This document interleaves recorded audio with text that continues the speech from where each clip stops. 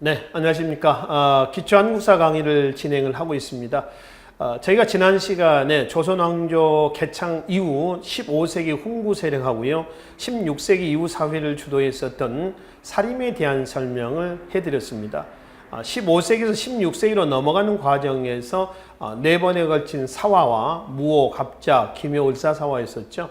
그리고 4번에 걸친 사화 이후에 피해를 본 사림들이 제야의 향촌에 내려와서 향촌에서 다시 재충전할 수 있었던 기반이 있었죠.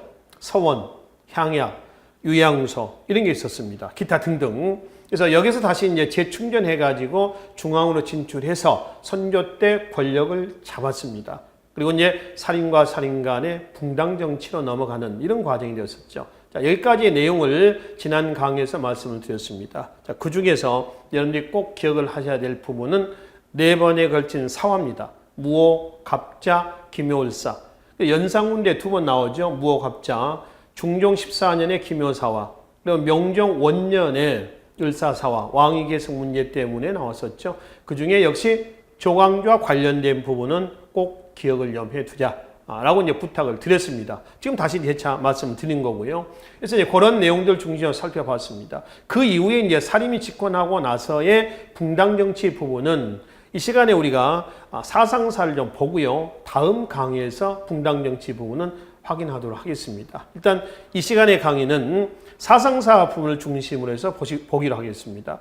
조선의 통치 이데올로기, 조선왕조 건국의 지배 이념은 뭐냐 하면 성리학이죠. 근데 성리학만 보지 말고요.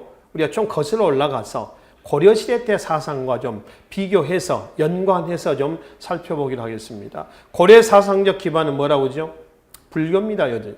조선은 뭔가요? 성리학입니다. 이렇게 이제 구분을 짓고요. 고려 불교에서 조선의 성리학으로 넘어가는 과정을 살펴보기로 하겠습니다. 자, 불교는 고려시대 때 불교에 대한 시책 자체가 숭불정책으로 거의 일관합니다.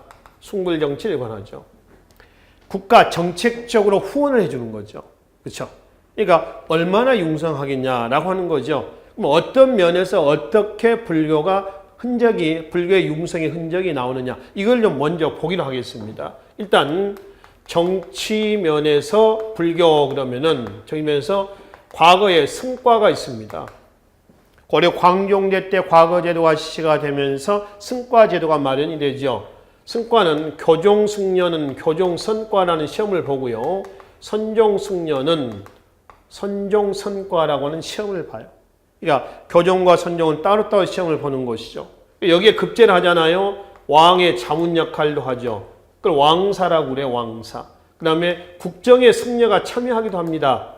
국사. 이런 제도가 있습니다. 의천과 진우를 내서 고려의 대표적인 불교 사상가에서 보조국사, 대각국사, 의천, 보조국사, 진울 이렇게 가잖아요. 국사입니다. 국사. 고려시대 때도 왕자들이 승려가 많이 됩니다. 의천 같은 경우는 승려 아닙니까? 문종의 아들이에요. 승려가 된다라고 하는 것은 최고의 선을 행하는 겁니다.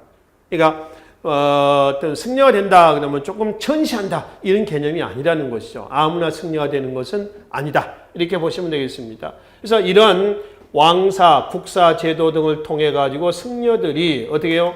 정치에 참여를 합니다. 정치에 참여하면서 세속화가 되는 거죠. 예컨대 연불보다는 제밥에 관심을 둔다. 이런 얘기를 하지 않습니까? 이렇게 변질되는 거죠. 그러니까 초창기에 긍정적인 불교의 기능이 나중에 변질되는 이런 모습이에요. 그렇죠? 이건 정치 면에서의 숭불 정책의 결과고요. 자, 경제 면에서 한번 볼까요? 고려 토지제도를 뭐라고 그랬죠? 전식과라고 그랬죠? 조선의 토지제도는 뭐라고 그랬죠? 과정법입니다. 전식과와 과정법이에요. 물론 나중에 이제 전식과나 과정법이 변천이 되기도 합니다. 그렇죠? 근데 그거는 빼고요. 일단 시작할 때 전식과 과정법 이렇게 한다는 것이죠. 그러면 고려시대 때 승려들과 사찰에 전식과 체제에서 토지를 지급합니다. 먹고 살아야죠.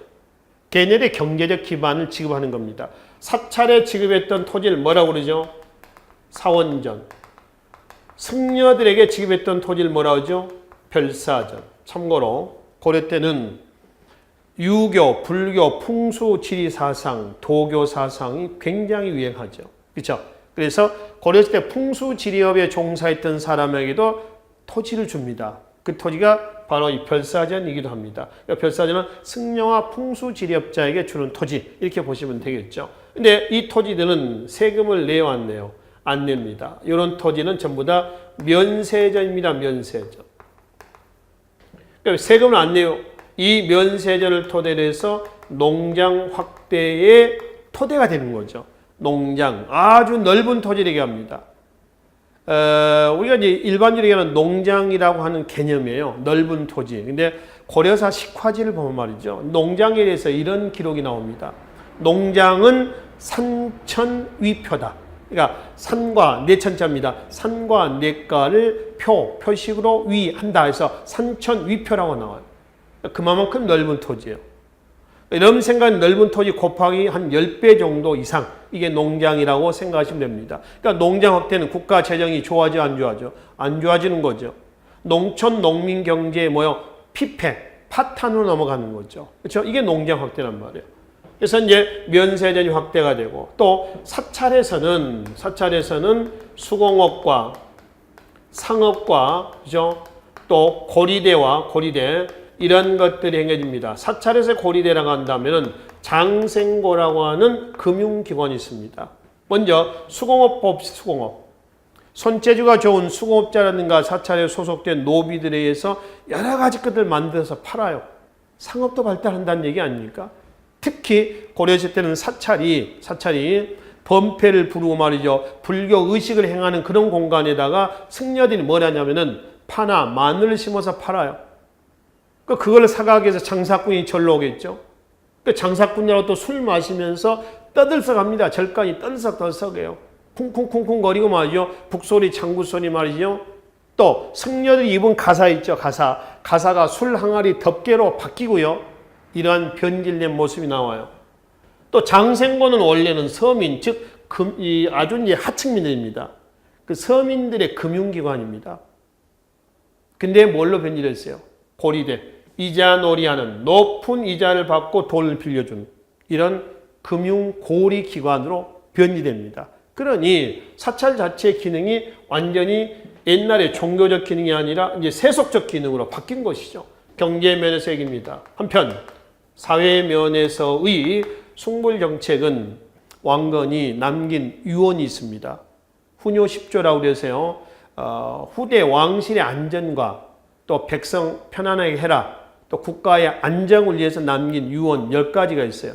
그 중에 훈요 10조 1조와 6조 내용이 뭐냐면 1조는 불교를 충실해라 라고 하는 거고요. 6조는 연등회와 팔관회를 충실해라 이런 게 있어요. 연등회는 시작할 때는 음력 1월 보름에 했답니다. 이게 음력 2월 보름으로 바뀌어요. 이게 지금은 음력 4월 8일 그러니까 부처님 오신 날로죠. 4월 초파일 날로 바뀐 범국가적인 종교행사입니다. 연등회고요. 그다음에 팔관회라고 하는 게 있습니다. 팔관회는 토착신앙과 불교와 도교가 짬뽕된 겁니다. 여기는 국가와 왕실의 안녕을 기원하는 불교행사입니다. 일종의 호국적 성격을 띠고 있는 거죠. 그리고 개경과 서경에서 음력 10월, 11월 보름에 1년에 2번에 걸쳐서 팔관회 행사를 합니다. 그래서 팔관회 행사 때는 외국 상인들이 와서 조공도 하고요, 또 진상도 하고요, 이렇게 해서 대외 교역에 또 장이 되기도 했었답니다. 여튼 연등회 팔관회 이런 행사를 통해 가지고 승려들의 지위를 보장해 주는 겁니다.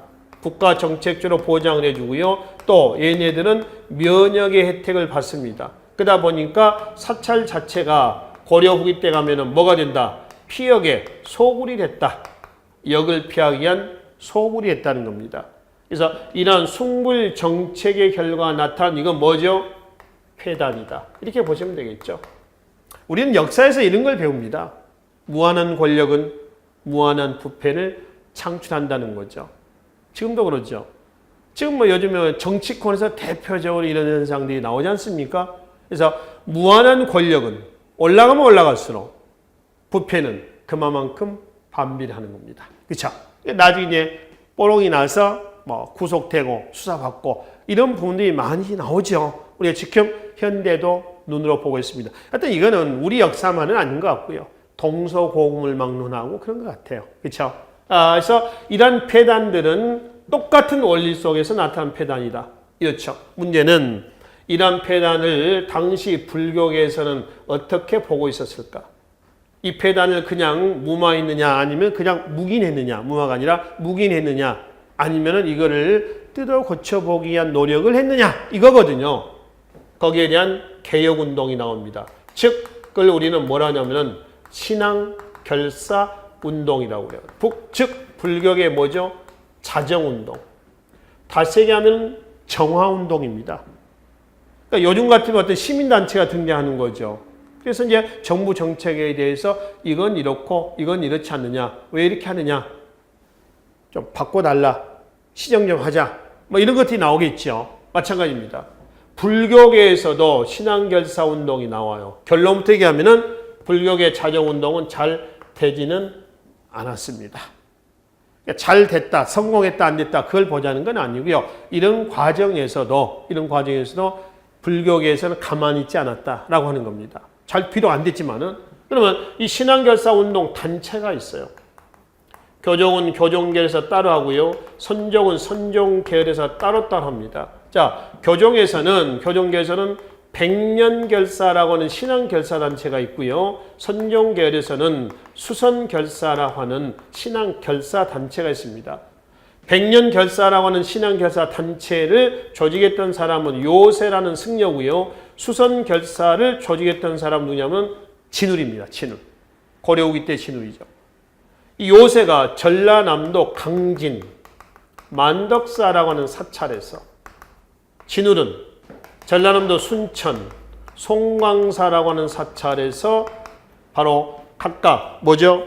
백년결사 그리고 이 수선결사라고 하는 신앙결사단체를 조직해서 자정운동, 이른바 정화운동을 일으켰습니다. 근데 결론은 잘 되진 않았다. 이 폐단이 시속 100km로 달려가고 있었을 때 그걸 완전히 정지시키지 못했지만은 그래도 실패했지만은 조금 늦춰지는데 견제하는 데는 여유였다. 시속 100km, 시속 한 50km로 조금 브레이크를 이런 데는 기여를 했었을 겁니다. 완전히 실패하지는 않았던 거죠. 그래서 이제 이 신앙결사운동이 실패한 이후에 몽골 간섭기로 들어가죠. 원간섭기로 들어가서 원간섭기 때 새롭게 라마교라고 하는 원나라의 불교가 전래가 됩니다. 기존의 불교의 폐단에다가 라마교 아주 세속적 성격이 굉장히 강했다고 그래요. 라마교가 전래가 돼서 불교의 세속화는 계속 진행되고 있었습니다. 여기에 대한 개혁 승려도 있었어요. 고려 말의 대표적인 개혁 승려 보우라고 하는 승려가 등장해서 개혁을 원간섭 때 불교계 개혁을 제창을 했습니다. 근데 잘 되지는 않았습니다. 전체 흐름은 이렇습니다. 다시 신앙결사 운동 중에서 진울의 수선결사 운동은 비록 실패로 끝났지만 나중에 이 수선결사 운동을 단체 이 운동을 추측을 해가지고 훗날 최씨 무신정권의 후원을 얻고 바로 고려 후기 때 불교계의 주된 주체 사상 뭔가요? 조계종이죠. 조계종이 여기에서 나오게 됩니다. 그래서 수선결사는 고려 후기 조계종 태동의 뭐가 됐다? 맹아가 됐다. 자, 맹아라는 얘기는 무슨 얘기인가요? 맹아. 싹이죠, 싹.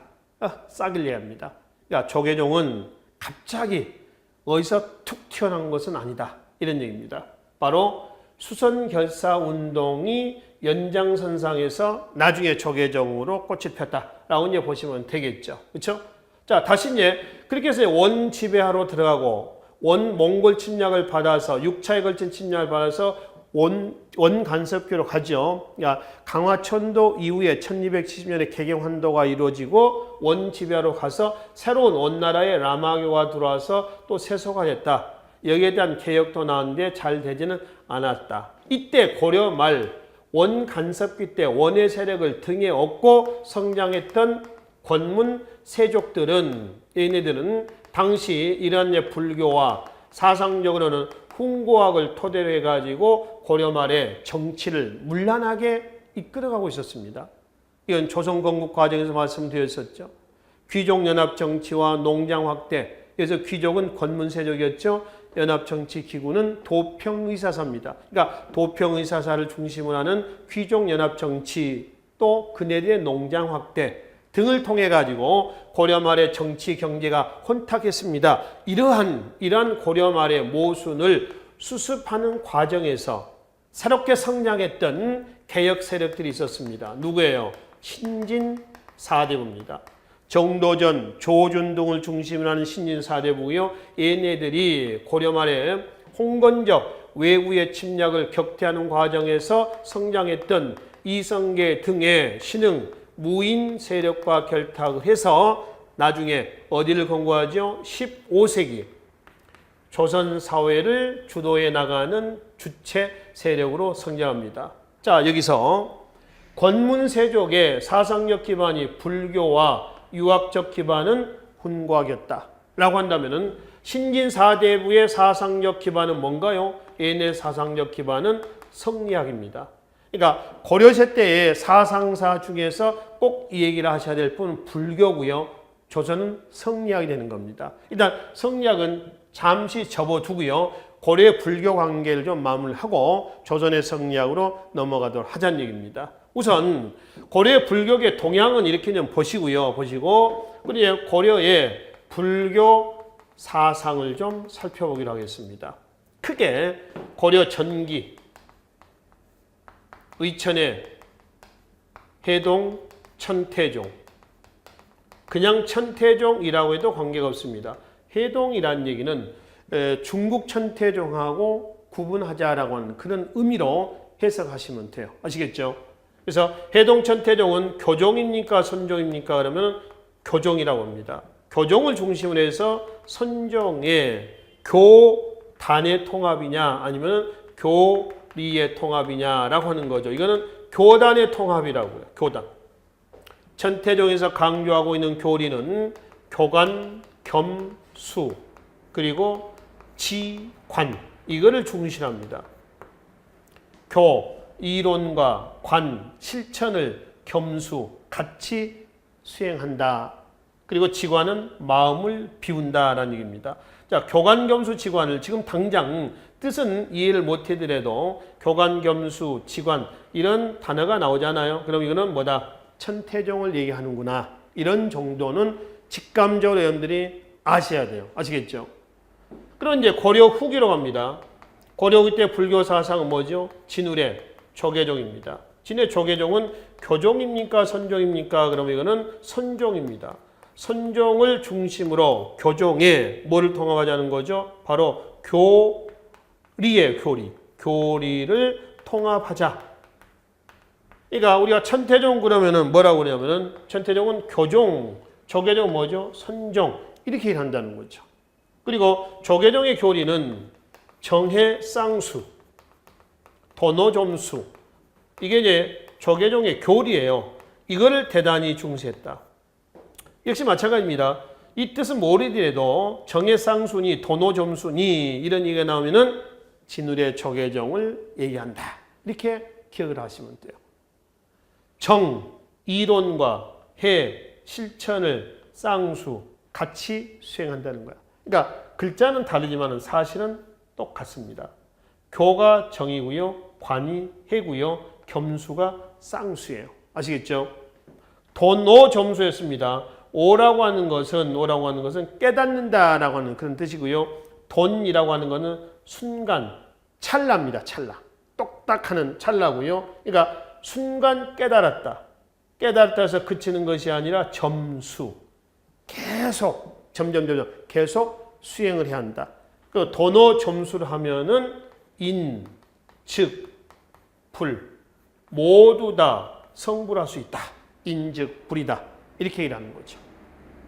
이게 이제 고려 전기 때 불교의 동양, 즉 의천의 천태종과 그다음에 후기 때 진울의 조계종입니다. 그럼 교단의 통합과 교리의 통합이 있는데 뭐가 더 완벽한 통합인 것 같냐라고 하면은 교리의 통합이 더 완벽합니다. 다시 가면은 교단의 통합은요, 교종하고 선종 이렇게 붙여놓은 거예요. 근데 교리의 통합은 아예 믹서를 해놓은 거다. 이렇게 생각하시면 됩니다. 이러한 불교계의 교단의 통합이건 교리의 통합이건 이건 누구로부터의 영향을 받았냐 그러면은 통일신라 때의 원효입니다. 원효의 화쟁사상이라고 하는 게 있어요. 그러니까 이 화쟁사상은 신문화쟁론이라는 저서를 통해서 신문화쟁론입니다. 이 저서를 통해서 집대성이었던 사상입니다. 삼국시대 불교가 불교 사상 통일이 잘 안 됐어요. 왜냐하면 토착신앙 토대 위에 불교, 외래종교, 불교가 짬뽕 내다 보니까 불교 사상 통일이 잘 안 된 거거든요. 그래서 통일신라 때 원효는 흩어져 있는 불교 사상을 하나로 통합하기 위한 노력을 합니다. 그 불교 사상을 통합하기 위해서 원효가 만들어 놓은 약이에요, 일종의. 그게 화쟁사상입니다. 근데 원효 때는 화쟁사상 약은 나왔지만, 시약은 나왔지만 불교 사상 통합은 이루지 못했죠. 그래서 원효의 그 사상에 영향을 받아가지고 누가? 의천이 뭘로 만들었죠? 천태종으로. 교단의 통합이죠. 하여튼 뭐의 통합이건 간에 교종을 중심으로 한 선종의 통합이었고요. 교단. 그 다음에 역시 화쟁사상에 영향을 받아서 진울의 초계종도. 선종을 중심으로 한 교종의 교리의 통합이었습니다. 하여튼 불교 사상의 통합이었다는 측면에서 공통점을 찾아볼 수가 있습니다. 원효, 그 다음에 누구죠? 의천, 진울. 이 세 사람 만날 수 있는 사이는 아닐 겁니다. 시기가 다르기 때문에. 그러나 공무원 시험 문제에서 이 세 사람이 자주 나옵니다. 이 세 사람이 나오면은 답은 뭐냐? 불교 사상의 통합이다. 이걸 묻자는 겁니다. 그러니까 사상가 중에서 항상 출제가 되는 사상가들 있잖아요. 통일신라 때 누구예요? 원효와 의상. 꼭 기억을 하셔야 됩니다. 고려에 누가 나오죠? 의천과 진울입니다. 조선에 누가 나오죠? 성리학자 이황과 이입니다. 이 6명은요. 지금껏 국가직원, 지방직원, 대한민국 공무원 시험에서 출제가 안 된 적이 단 한 번도 없습니다. 어느 직렬이건 꼭 출제가 된다는 거죠. 그래서 이 6명의 승려의 업적, 사상, 이제 성리학도 있습니다만 이 사상가의 6명의 업적은 무슨 일이 있어도 여러분들이 꼭 기억을 하셔야 된다는 거죠. 아시겠죠? 자, 일단 여기서 원효, 의천, 진울의 공통점은 뭐라고요? 불교 사상의 통합 또는 불교 사상의 통합, 시도 이렇게 공통점을 묶어놓기로 하겠습니다. 한편 진울의 제자이면서 조계종의 2대 종정이었던 진각국사 해심이라는 승려가 있습니다. 이 해심은 고려 말에 유, 불, 일, 치설을 주장을 합니다. 유교와 불교는 뭐하다? 같다라고 하는 겁니다. 어떤 면에서 같냐 했더니 유교나 불교나 둘 다 인간의 심성을 연구하는 학문이다. 그래서 나중에 고려말 성리학을 수용할 수 있는, 즉 성리학 수용의 사상적 기반을 마련했다. 이게 해심의 유불 일치설에 대한 평가입니다. 갑자기 성리학이 왜 나오냐 하면은 여기서 유교는 성리학을 얘기를 해요. 나중에 성리학을 얘기합니다. 원래 해심이라고 하는 진각국사 해심이라고 하는 승려는 원래는 유학자입니다. 유학자. 승려가 아니고요.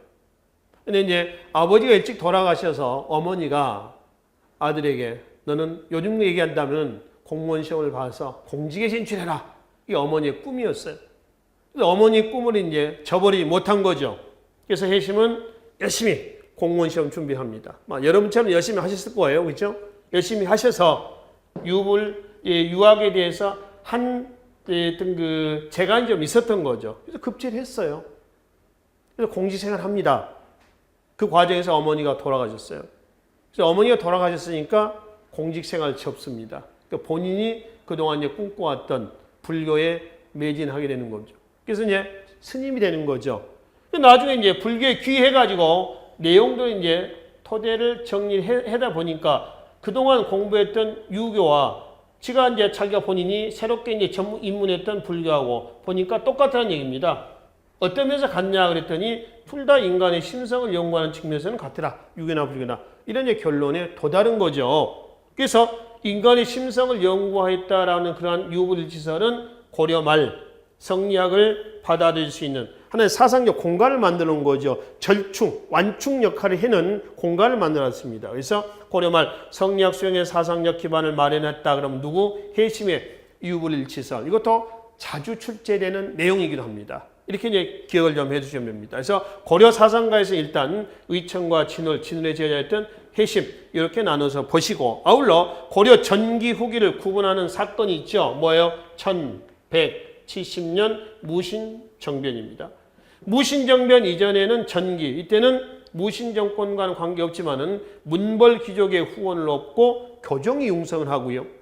한편 후기 무신정변 이후에는 무신정권의 후원을 얻고 진울의 조계종이 융성을 하게 됩니다. 그러니까 무신정권과 교종과 선종과의 관계를 보시면 되는데 교종은 외적인 면에 치중하고요. 드러나는 부분이고요. 선종은 내적인 면에 치중합니다. 속리수행이라고 그래서요. 속세를 떠나서 이별하고 나 자신만의 참선만을 중시하는 겁니다. 그걸 뭐라고 그래요? 속리수행이라고 그래요.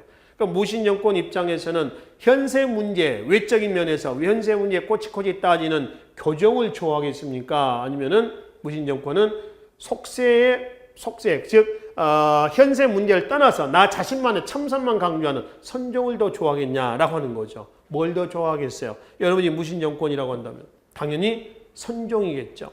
그 선종이 여기서 얘기하는 뭐죠? 조계종이라는 얘기입니다. 그러니까 1170년 무신정변이 딱 터지지 않아요? 터지니까 승려들도 반기를 듭니다.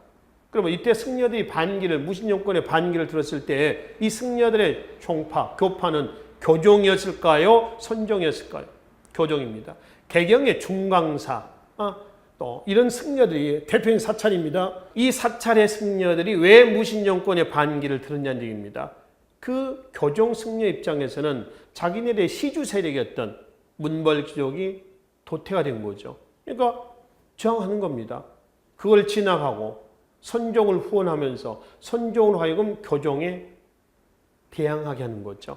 그러니까 무신정권 입장에서는 내가 직접 손에 피를 묻히지 않겠다. 뭐 이런 의도도 있었을 겁니다.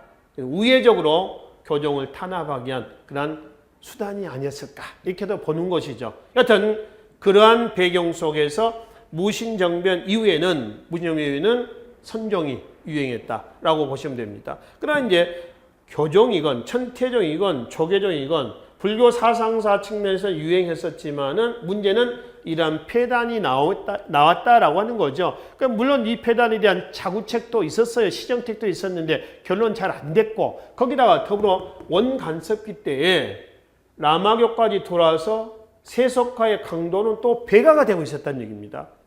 이런 상태에서 고려 말에 기득권을 갖고 있는 얘네들은 개혁을 하려고 하는 것이 아니라 지네들 체제 유지에 혈안이 돼 있었던 거죠. 그래서 고려 말의 개혁 세력이었던 신진 4대 부들은 성리학을 수용을 해서 이 성리학은 뭘 강조했던 실천을 강조했었던 성리학이란 말이에요. 고려 말에 들어왔던 성리학은 이 성리학이 들어올 수 있었던 사상적 기반은 거슬러 올라갑니다. 해심의 유불일치설이에요. 그 유불일치설을 토대로 해가지고 충렬왕대 때 안양에 의해서 불교가 들어왔습니다. 우리나라로 들어왔던 불교가 들어온 게 아니라 성리학이 들어왔다는 얘기입니다. 그러니까 우리나라에 들어왔던 성리학은 원래 성리학의 고향이 송나라입니다. 남송이거든요. 근데 송례 때 성리학이 들어온 게 아니고요. 우리나라에 들어왔던 성리학은 원나라 성리학입니다. 원나라 성리학은 실천을 강조했고요. 송나라 성리학은 명분을 강조합니다. 그럼 고려 말에 들어왔던 성리학은 충렬왕대 때 안양이라고 그랬죠. 충렬왕은 충자왕대 때가 충자왕이 들어간 것은 원간섭기입니다. 그렇죠? 그래서 원의 실천을 강조했던 성리학이 들어와서 개혁 사상으로서 기능을 충실히 이행을 해주는 거죠.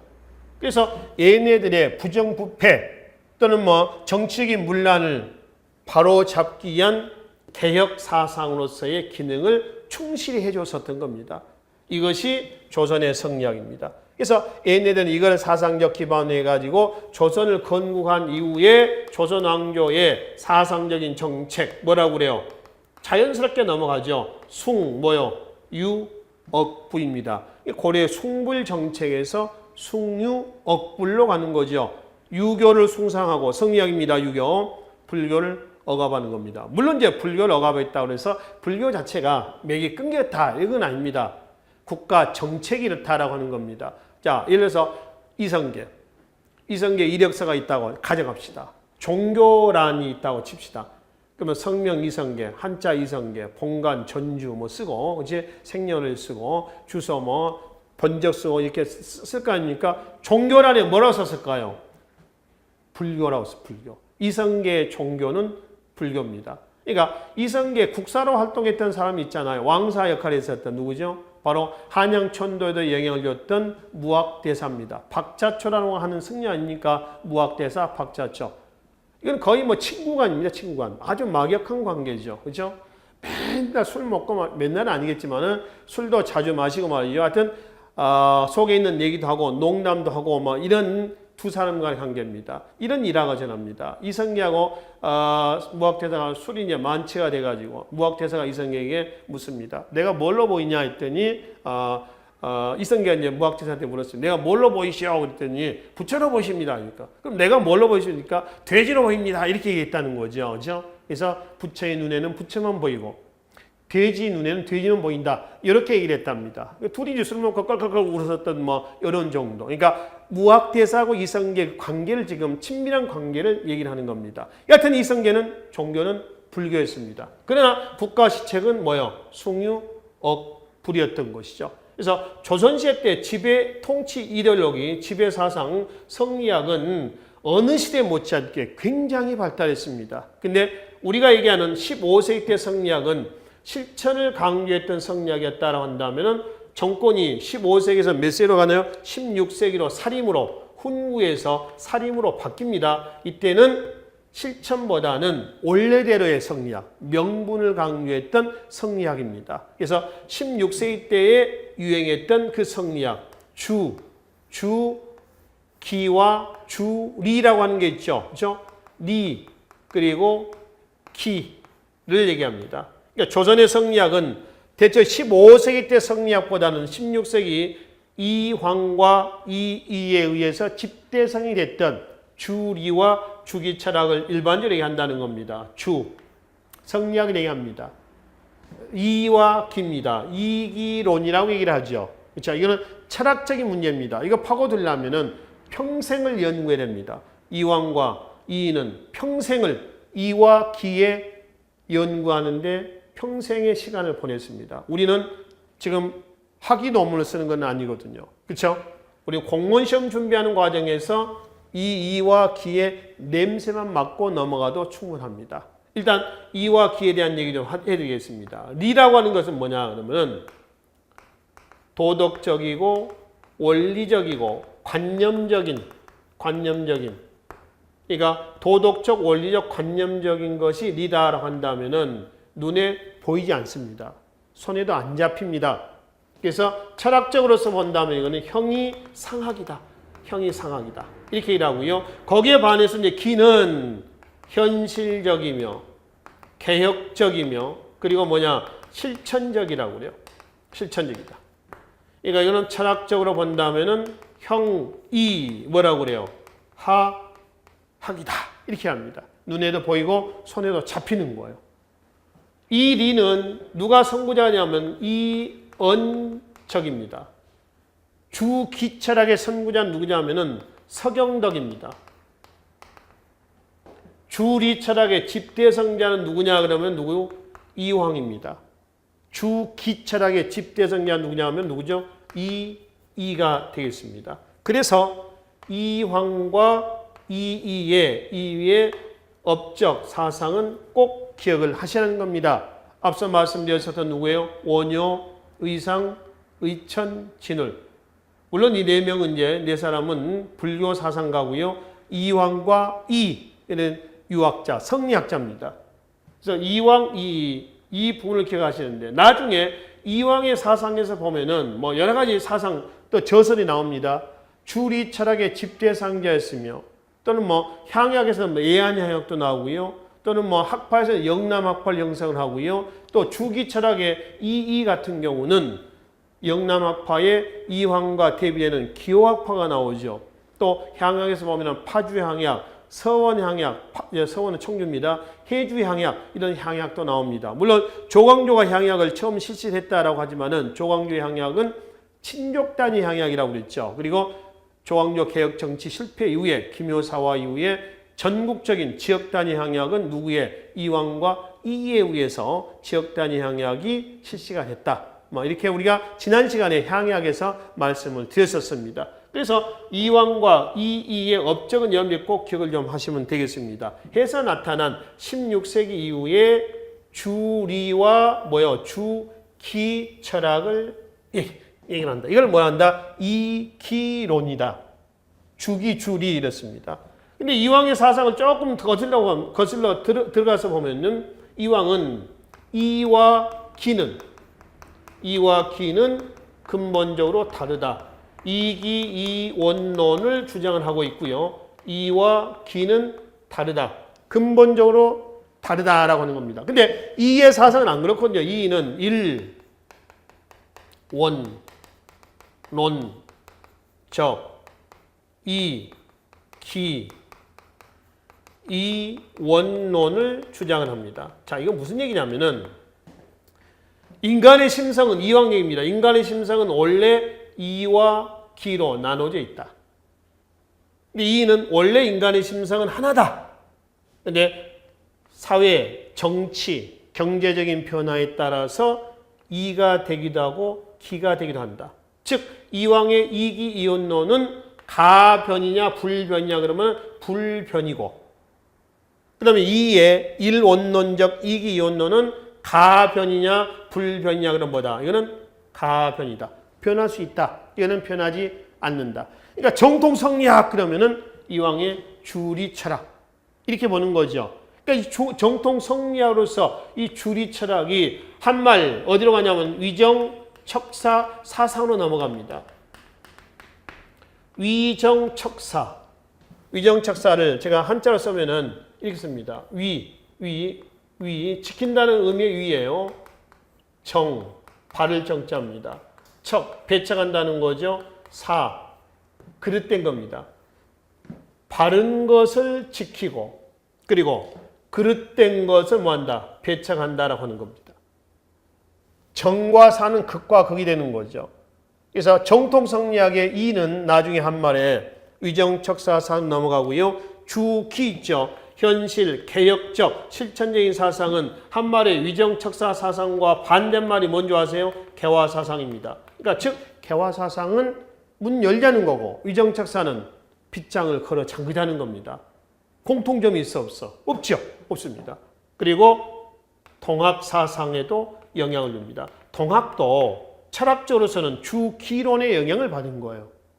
즉 위정척사하고 통합은요.